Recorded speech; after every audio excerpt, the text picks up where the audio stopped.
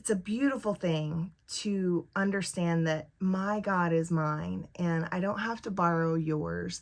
And I'm not taking away from what God is doing in your life by inviting him into mine. And I've always kind of felt like whatever I was going through wasn't as big as what someone else was going through, so I wouldn't bother God. I have some really great stories about prayer and how I've seen it immediately work in my life that we'll share later, but I've always stayed a little distant from God because I just, for whatever reason. But Al Anon led me to God, and God has led me to me.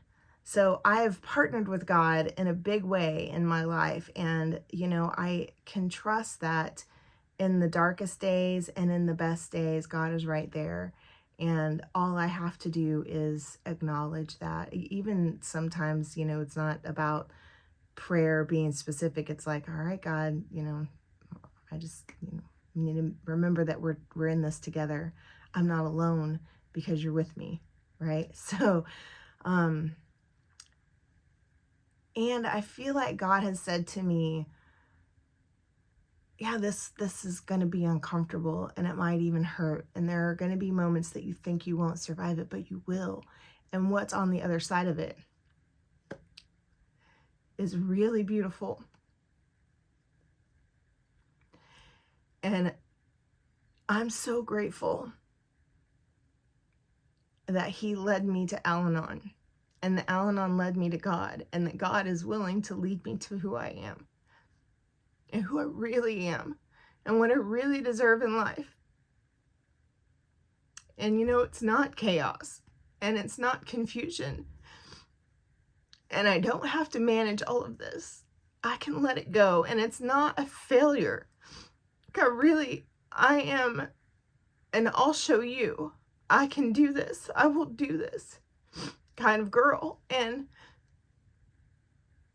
there's this understanding that knowing when to say when, knowing when to wave the white flag is the win. It's not the failure, it's the win.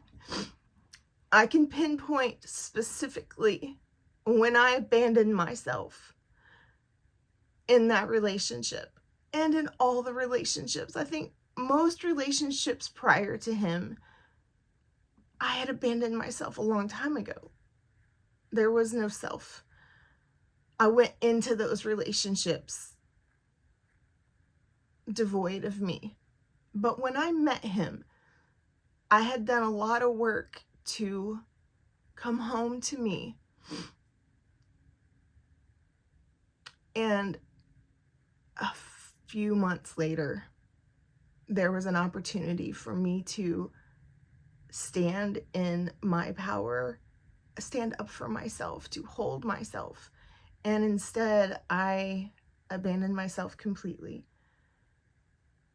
And I'm looking at this relationship with stuff in my life, and I am on the daily abandoning my own heart and my own desire and my own family in exchange for this stuff.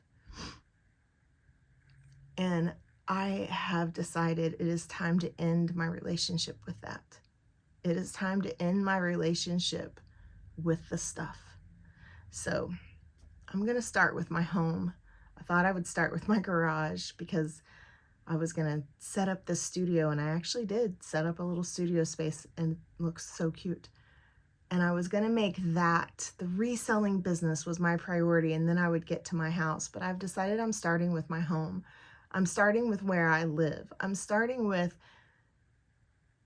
I need a place that I can come home and let my shoulders out of my ears and unclench my jaws and be at peace. I deserve a sacred space to live. And right now I don't have that. And I know that that's something I've done to myself. I know that many times I have decided to do this, and I've worked really hard and gotten my home in just this beautiful space, and immediately I destroy it. And I'm learning so much about myself from that. But this time I'm committed to learning how to live in that peace. I deserve to live in that peace. And I will say that he elevated my space in a way that, I knew it, I was aware of it, I loved it, like his presence elevated the space. And what I've discovered is the way that I felt in that relationship with that person, when he would put his arms around me, my body would exhale, and I've never experienced anything like that. I felt safe. I felt at ease. I felt all of the things that a person that I have desired to feel with another person in my life. I felt that. I felt all of that. I felt more alive, all of it. I felt it all. And it was so beautiful. And, then it ended, and I could feel it going away. And the anxiety every day was, it changed. And I will pinpoint it back to that. It was just a few months into our relationship where I was given the opportunity to abandon myself, and I did. And it never got better after that. But what I realized is it's that feeling that I desire, and I can give that to myself. I can be that for myself, and I'm going to. I always wanted to be that for my children, and still they're grown, and still I want to be that. I'm going to be that for myself. And the number one first thing I have to do right now, I've already probably done the number one thing, but right now in this stage, what I have to do in order to be that for myself is to clear this space. So I'm going to start on that today. Whew.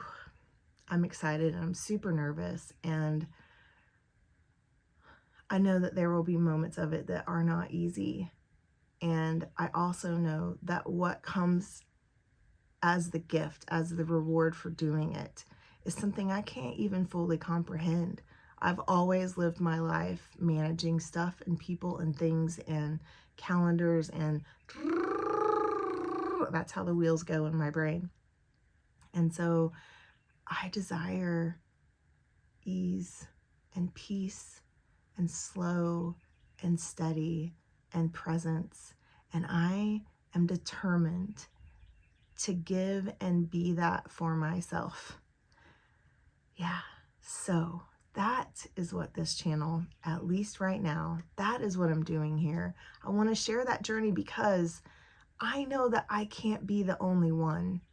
I know that I cannot be the only woman that is looking in the mirror at herself every morning and saying, what else?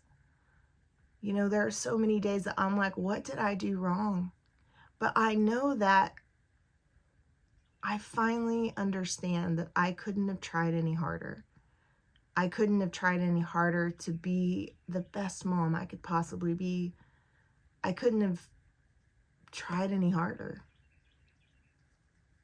I could have done things different. So many things. I could have done so many things differently. But I don't know that I could have tried harder. So this is my chance. This is my chance to do things differently, to be that person that I desire to be, to love myself in the way that I so deeply desire to be loved.